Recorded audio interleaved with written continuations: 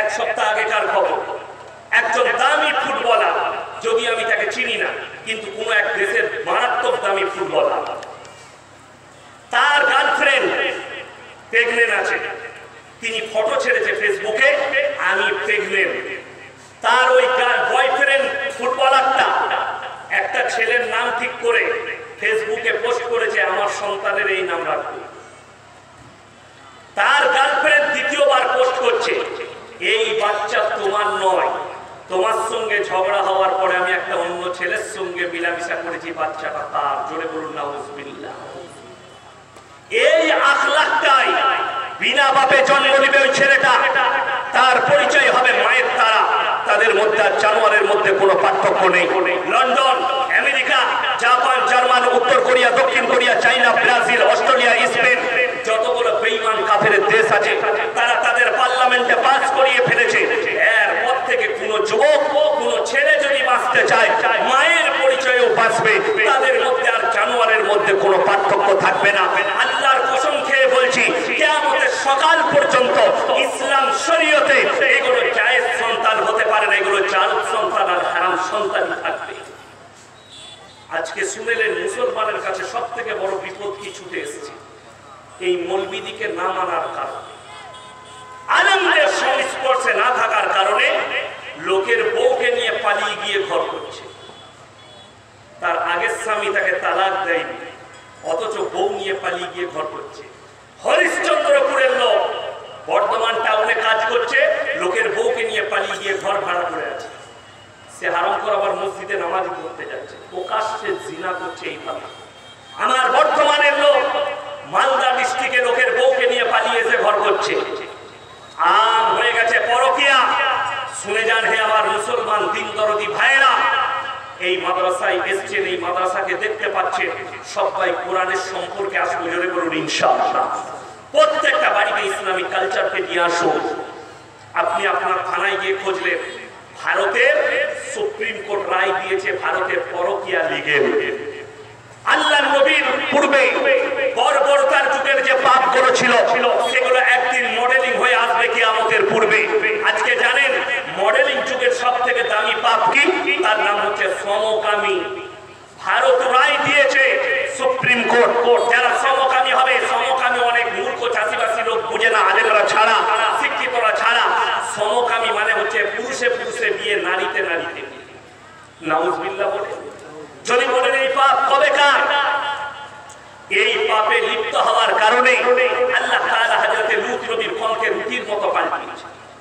রুটির মতো সেই জায়গা যেখানে পাল্টিয়েছে, আজও একটা সেই সাগরে পোকামাকড় জন্মায় না, তার নাম দিয়েছে বৈজ্ঞানিকরা মরা সাগর। সেই সাগরের নাম মরা সাগর। তারা এতটাই অভিশপ্ত ছিল। আল্লাহ কোরআনে লাকির টেনে দিলেন, আমি লূত নবীর বিবিকে জাহান্নামে দেব। আমাদের দেশের একজন বাবা, নাম করছি, তিনি বলছেন, अरे ये धर्म तो 1500 साल पहले आया। नबी जी कत बছর আগে এসেছে? 1500 বছর। और हमारा धर्म 5000 साल पूरा। দুঃখের কথা বলি, আপনারা মনে করবেন বাবা কি মিথ্যা বলেছে? না, বাবা সত্য বলেছে। কেন?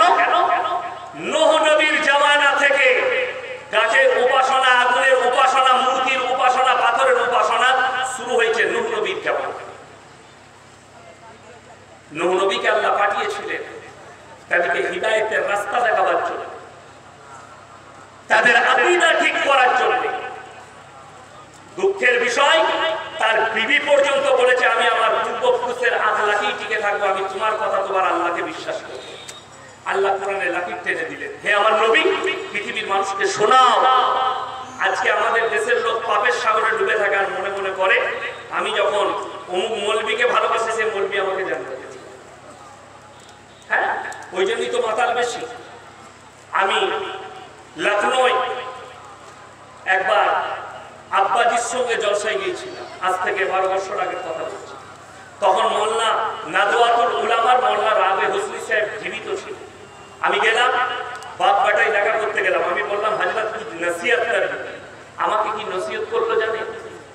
अरे भाई मुकर्रिर हो तुम बंगाल के, बंगाल और बिहार के ज्यादातर लोग शिरक और बिदात में डूबी हुई है,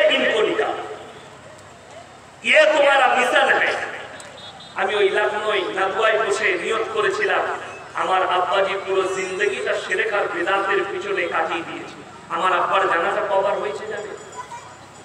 5 থেকে 6 বার, কিন্তু এখনো বেঁচে আছে। কেনা করাইছে?